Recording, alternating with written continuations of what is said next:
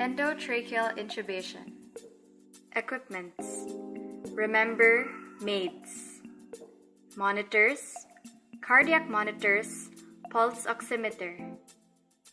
Airway, laryngoscope, stethoscope, endotracheal tubes, stylet, syringe, and ambubag.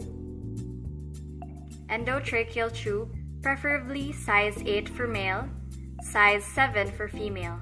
Cuffs tested. Stylet may be inserted but should not extend beyond the hole in the end of the tube.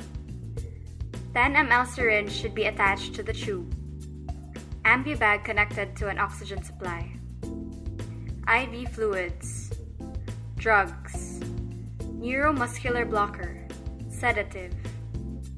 Succinylcholine 1 to 2 mg per kilogram. Propofol, depending on hemodynamic status. Less than 55 years old, 2 to 2.5 mg per kilogram. Greater than 55 years old, 1 to 1.5 mg per kilogram. Suction. Procedure. A few minutes of pre-oxygenation should precede intubation whenever possible. Appropriately applied mask ventilation with cricoid pressure will not distend the stomach. Without endotracheal intubation, the application of intrapharyngeal pressure of 25 cm water will force air into the esophagus and stomach. With rapid sequence intubation, or RSI, cricoid pressure should always be applied and not released until tube placement is confirmed. Inline cervical stabilization should be provided whenever the collar is removed or the patient is combative. Give the drugs. Sedation.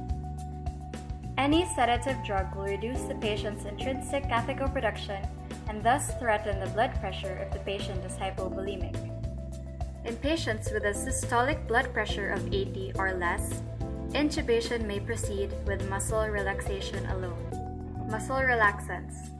Succinylcholine will provide the best possible intubating conditions.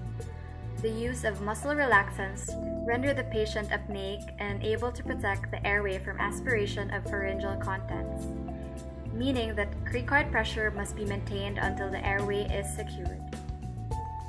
Intubation proceeds once the patient has fasciculated and relaxed.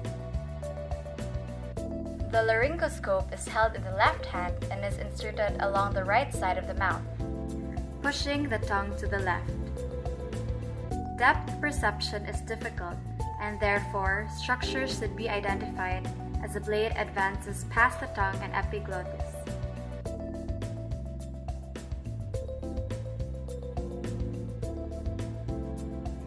Hold the endotracheal tube while removing the stylet carefully. Attach the tube to an ambubag with oxygen and inflate the cuff. Obtain a chest X-ray after if possible.